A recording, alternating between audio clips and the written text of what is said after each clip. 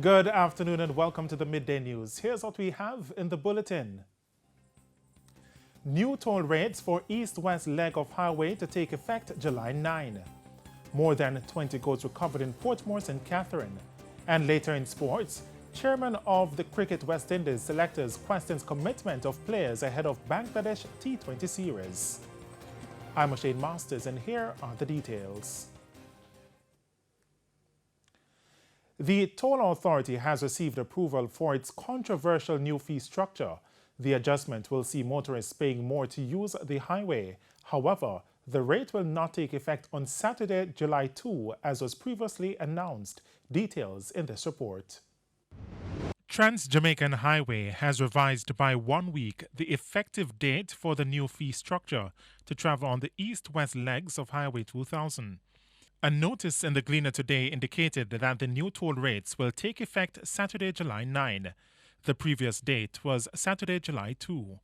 The new toll rate structure affects motorists going through the toll plazas at Portmore, Spanish Town, Vineyards and Maypen. What was approved are the capped rates. They were approved after receiving feedback from public, the 5-day notice and review for input from the public. So it is up to the operators to decide the actual implementation date and the actual toll rates that they will implement as long as they are below the approved cap. Opposition spokesman on transport Michael Phillips says the granting of the increase shows that the government is out of touch with the feelings of the population. He says with the country's inflation rate already high, an increase in the toll rate only adds to the burdens of Jamaicans. As an opposition, we have been saying to the government that we have to find a way in how to cushion the inflation on the Jamaican people. We have made suggestions of capping the gas tax. This is just one other thing that has faced not only the traveling public, but it will face every Jamaican.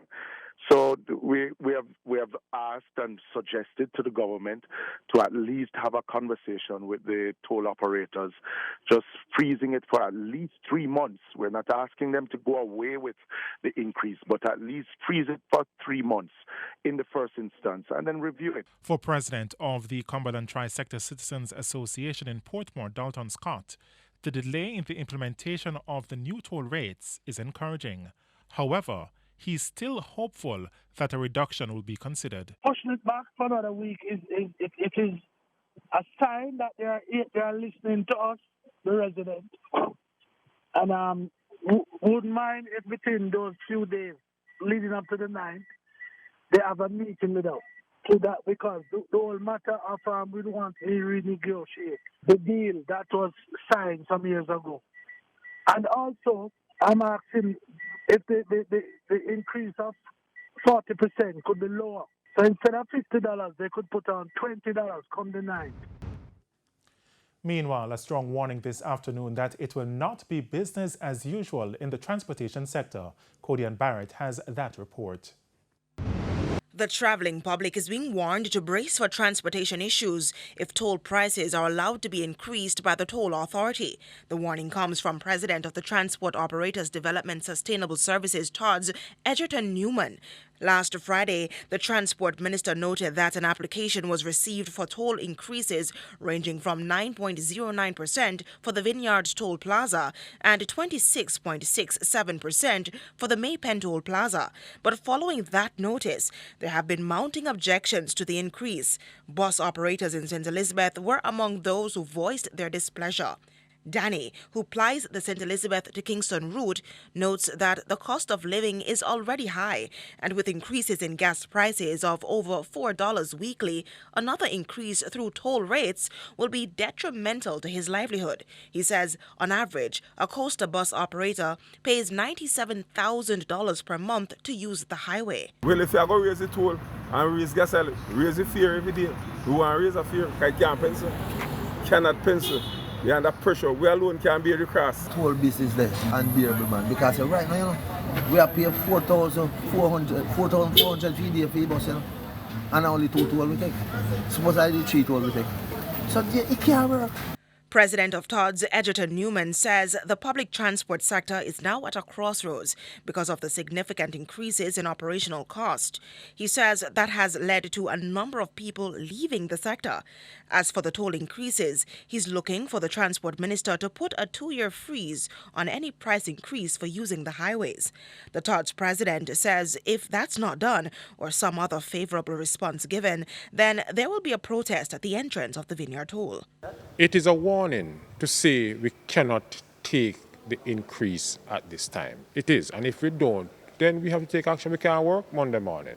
The truckers, busmen, you're talking about $150. We make up to 16 trips on the toll from to Portmore per day.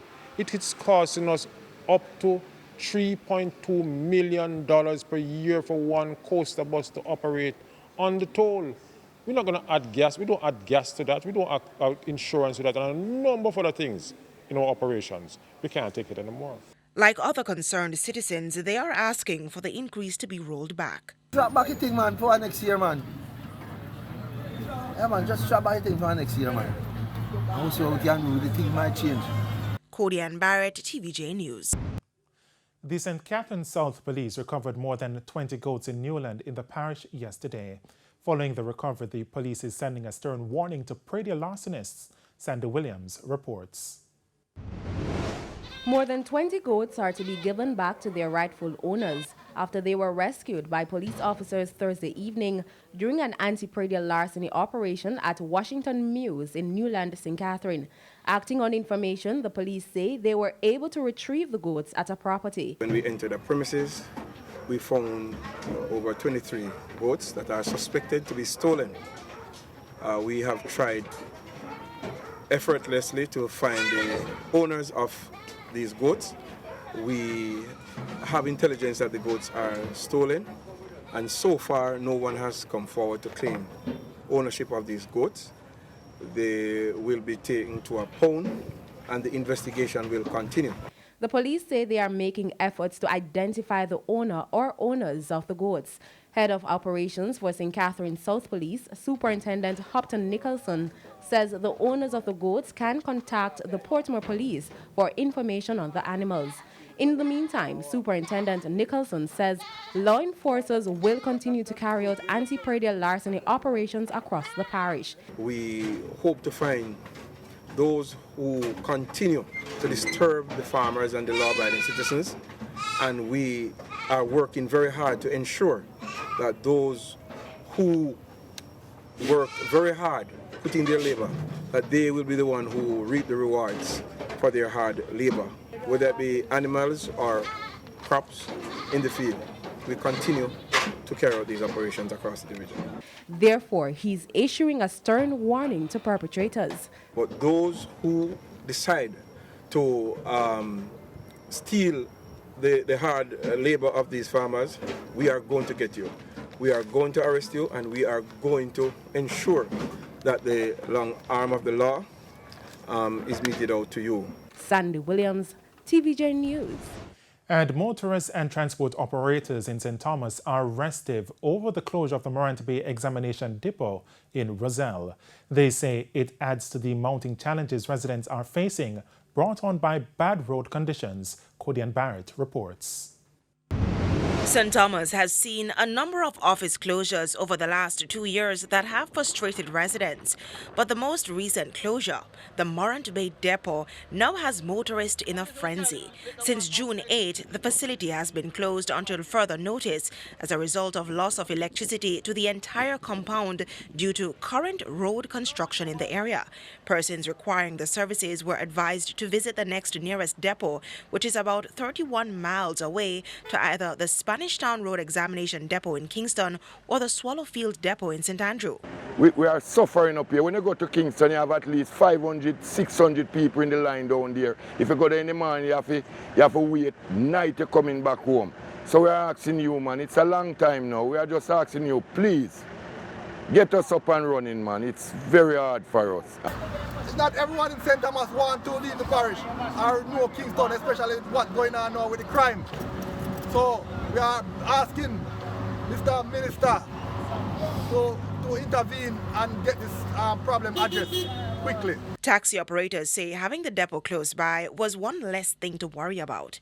Because right now, we have road condition, we have dust condition, and we have gas crisis, and now we have faced this depot thing. Where we have to go all the way down there, so and the government now compensate for nothing at all. And pedestrians also had their request. To tell Madam Prime Minister that the bus park here that they give us is not fair to us, because if rain coming down, we're going to be beat down here. We don't have proper facility down here at the bus park. It is unfair to we in Martin Bay. For the bus park, it's not good for us. Cody and Barrett, TVJ. And it's time for a break here on the Midday News. Stay with us. Much more when we return. Welcome back to the Midday News. The Jamaica Teachers Association, JTA, has expressed disappointment that the Ministry of Education is proceeding with its National Summer School program. The JTA has been advocating for the lessons to be suspended to allow teachers to rest. Calls from the Jamaica Teachers Association, JTA, to have the government postpone the summer school program seem to have fallen on deaf ears. That's because the Education Minister, Favour Williams, has announced that summer school will begin on Monday. The program is to help students recover from learning loss during the COVID-19 pandemic. Speaking Friday on the morning agenda on Power 106, JTA President Winston Smith explained that he is not against summer school, but believes teachers are burnt out after 2 years of disruption due to the pandemic. Give the teachers a full summer holiday break. Let the teachers go off, relax. Even if it is just sit down on a mango tree in the country and do nothing more than just simple. Relax your mind, relax your muscles, relax your thought processes, and able to just unwind, refresh, and organize ourselves again to come back into the business of teaching and learning come September. The 4-week program will be delivered using the online and face-to-face modalities. Teachers and school administrators are required to use the performance data of students to recommend them for either modalities. For the online component, in addition to the 4 weeks of instruction, students will also have on-demand access to the platform and content for the entire summer period. Cody and Barrett, TVJ News. At least 18 breast cancer survivors benefited from much-needed special mastectomy bras and breast prosthesis recently. The much-needed items were donated by a young man, 18 years old, Derek Bernard. Young Bernard has been doing research in breast cancer for some time now and realized that the condition is the most common cancer in women in Jamaica. He also saw the need where some women in Jamaica were diagnosed with the condition but cannot afford the special mastectomy bras or the prosthesis. So he decided to seek donation to purchase the items valued at over 150,000 Jamaican dollars. I have family members that do work in the area of breast radiology and work with cancer patients on a day-to-day basis. So that really did provide the inspiration for me to actually carry out this project, because it's something that I hear, something that I see, and something that I read about on a daily basis, whether in the media, whether it's through the news, TVJ, Instagram, anything, you always see it's a prevalent theme in Jamaican society. The Jamaica Cancer Society was on hand along with some survivors to receive the items. They are grateful. It is something, prosthesis is something that makes a woman feel complete when she has lost a part of her. So I'm very thankful, and I thank this young man for, taking the step to help women, because there's a lot of women in Jamaica who really, really need this help. When an 18-year-old who sees the need for our ladies, these ladies here who have lost a part of their body, who have lost a breast, who have lost 2 breasts, and they need to feel and get the confidence back, and they get a breast prosthesis, it's very heartrending. And it's now time for the Business Minute. The Statistical Institute of Jamaica Statin is reporting that the economy grew by 8.2% for fiscal year 2021-2022 compared to 2020-2021. In a statement on Thursday, Statin indicated that the March quarter outturn was driven by 8.9 and 0.4% growth in the services and goods producing industries, respectively. The institute advised that economic activity was positively impacted by the easing of COVID-19 containment measures, including the withdrawal of the disaster risk management order during the period. Russia has moved to take over a major oil and gas project in which oil giant Shell has a 27.5% stake. Russian President Vladimir Putin signed a decree on Thursday to take charge of the Sakhalin-2 project. The move could force Shell and Japan's Mitsui and Mitsubishi to abandon their investments as the economic fallout of the Ukraine war spreads. In a statement, Shell said, quote, "We are aware of the decree and are assessing its implications," end quote. And coming up in the Business Review this Sunday, making self-care a priority is a mother and son duo who recently opened their own spa. And that's it for the Business Minute this week. I'm Cody Ann Barrett. And time now for the top regional and international stories with Sandra Williams. In the region, the Bahamas government has confirmed that health authorities are investigating a second suspected case of monkeypox. Health and Wellness Minister Dr. Michael Darville told a news conference that a Bahamian national is suspected to have contracted the virus. Last month, the Health and Wellness Minister had reported that a foreign national who traveled to the country was being closely monitored by health officials and suspected of having the disease. The individual was believed to be in his mid-40s and had been placed in isolation after showing symptoms associated with the disease. He has since been flown out of the country. Dr. Darville confirmed that the foreigner had indeed tested positive. He confirmed that the new suspected case has a history of contact with someone from a foreign country. Thanks, Sandy, and we head to a quick break. When we come back, Jermaine Brown will have your midday sports report. Welcome back. It's the time now for your lunchtime sports. First up, news and cricket. The West Indies begin their limited overs leg against Bangladesh on Saturday, but all is not well with the commitment levels of certain players, according to chairman of selectors Desmond Haynes. The legendary opening batsman has taken issue with white ball specialist Evan Lewis, who has yet again failed to meet the fitness criteria for selection. Lewis has not represented the regional team since the T20 World Cup in November, but after speculations about the left-hander's future, Haynes sought clarity from the Trinidadian.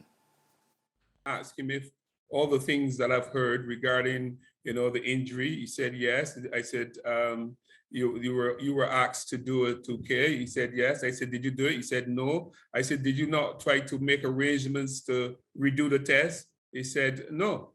And so the vibes I got from him was like, I wasn't interested in doing it anyway. Now, the squad included Jamaicans Rovman Powell, Brandon King, and Odin Smith, but the dynamic Fabian Allen has been omitted since the Indian tour earlier this year. Fabian has fallen off the radar. I think what has happened is that Fabian has made himself unavailable for selection. So I don't know if you were not aware of that. He's made himself unavailable for selection against Bangladesh. He was in the squad and then he made himself unavailable. The first of 3 T20 internationals bowls off at 12:30 at Windsor Park in Dominica. Now, a standoff is brewing between the Jamaica Athletics Administrative Association, J3As, and the Jamaica Olympic Association, JOA, over the number of athletes who will be allowed to make the trip to the Commonwealth Games in Birmingham, England, between July 28 and August 8. TVJ Sports sources have revealed that the J3As has named a team of 70 athletes for the Games.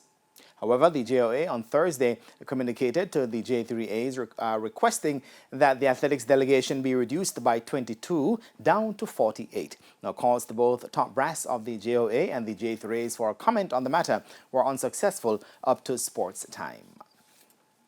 Racing of a different kind now. A verbal agreement over the purse increases between trainers and the promoting company, Supreme Ventures Racing and Entertainment Limited, SVREL, last evening, has paved the way for Saturday's Jamaica's Leisure Day program at Caymanas Park.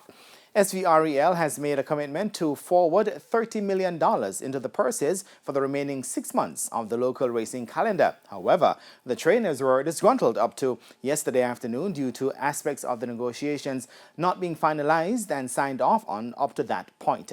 It's further understood that a verbal agreement was reached late last evening, clearing the way for Saturday's final program to be released this morning, of course, Friday morning. The official documents for the latest agreement are expected to be signed next week, while the United Racehorse Trainers Association of Jamaica has agreed to monthly meetings with the promoting company going forward. Now, two Jamaicans, Samantha Azan and Emily Main, closed the 34th Caribbean Amateur Junior Golf Championships on top of their age groups. Azan won the 15 and under and Main tied for first in the 18 and under sections. Azan led on day one, dropped to third on day two, but bounced back to win outright on the final day by just 1 stroke ahead of the day two leader, Matea Issa. Azan scored 6 over par 78 for a 3-day total of 231, while Issa posted 9 over par 81 to end on 232. Main moved from third on day one to first for the second day and the final day, with scores of 74, 1 under par 70, and 80 for a 3-day total of 11 over par 224. Meanwhile, Ryan Liu, competing in the 15 and under category, was the best placed Jamaican male, finishing in 4th place on 26 over par 239. And guess what? That's where we leave the course for now. And I am Jermaine Brown. Shane, back over to you. Thanks, Jermaine. And that's the midday news. I'm Shane Masters. Join us at 7 for prime time news. On behalf of the news, sports and production teams, have a good afternoon.